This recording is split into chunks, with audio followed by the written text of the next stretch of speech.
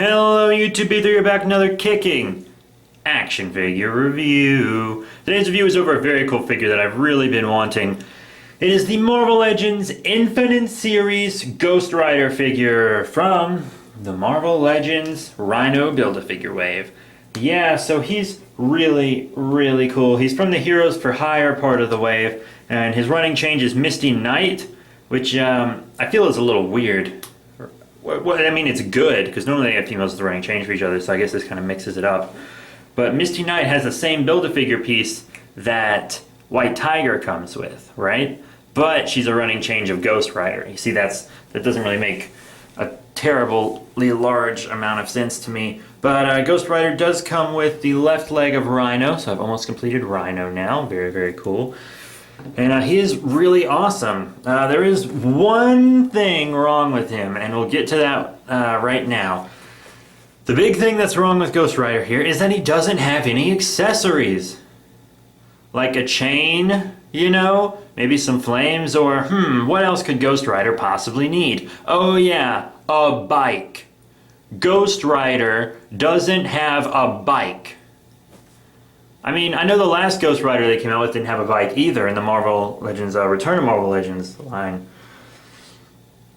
But that was like a bigger Ghost Rider, and I still was like, I want this blue Ghost Rider, but at the same time, I don't want a Ghost Rider without a freaking motorcycle, and this guy still doesn't have a motorcycle. What lots of people do for Ghost Riders that don't have motorcycles is they get this like Transformer Ghost Rider, and then they just leave him in motorcycle mode, and then they'll put the Ghost Rider on that. But since I don't have any, leftover money to get that, I'm just gonna have a standing Ghost Rider. And what lots of people are doing for his chain is, because the Hulkbuster Marvel Legend wave came out right before the Rhino one, and they bought the Thundra figure so that they could build Hulkbuster, but no one really cared about Thundra. So what they're doing is taking her ball and chain accessory, snipping the ball off, and then giving the chain the Ghost Rider. Which I'm not going to do because I don't like to mutilate my accessories. That's just me. That's just a personal thing. A collector thing. Like if I want to sell Thundra one day, I want her to have her correct accessories. But yeah, Ghost Rider. Other than that, he's actually a pretty great figure. So, stars knocked off for accessories, but otherwise, he's actually wonderful. This arm was warped in the packaging, but I gave it the hot water treatment. Now it's totally fine. No big deal, no big deal. Let's just talk about articulation real quick. Head looks up quite a bit, down a neat amount also. Jaw articulation, how sick is that? How sick is that jaw articulation? Nya! Skeletor. It's funny. But, I mean, that's beautiful. Jaw articulation is, like, just so beautiful. Wonderful. That just makes my day. And then there's this ab crunch, which is kind of stuck. You see the water flying off because I did give him the hot water treatment. And it's detailed all the way up the ab crunch, which is awesome. But the ab crunch is really good on him. Up and down on the arm, forward and back. You got a bicep swivel, double elbow bend. You got rotation on the wrist, forward and back on the wrist also, as you can see. Just very nice. You got waist as usual. You got the in and out on the legs. Could go out a little further, but whatever. Forward and back, thigh swivel, double knee bend right there. And it's really nice because then you got this awesome ankle pivot and up and down on the foot. So yeah, his articulation's pretty good. Pretty good. And there's nothing on him that really hinders. Plus his sculpt is great. I don't remember if some of these parts are from Star-Lord maybe. He has trigger hands. He can hold guns is the thing. So he should be able to hold guns pretty well because he has trigger hands.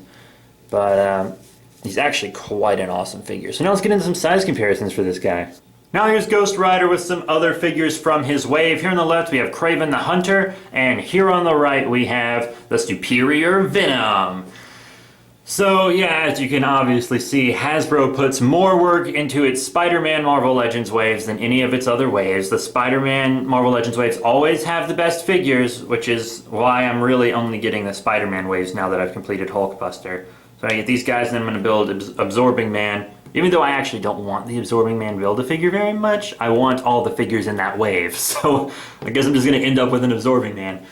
But yeah, as you can see, these guys are really, they just scale great together.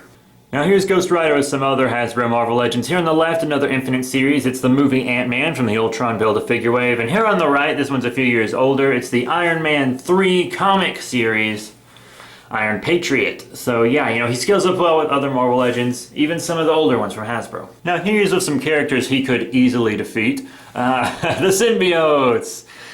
And these are from other manufacturers. Here on the left we have the Marvel Select Venom from Diamond Select Toys, and here on the right the Toy Biz Carnage, even though it's the Hasbro re-release, it's a Toy Biz sculpt.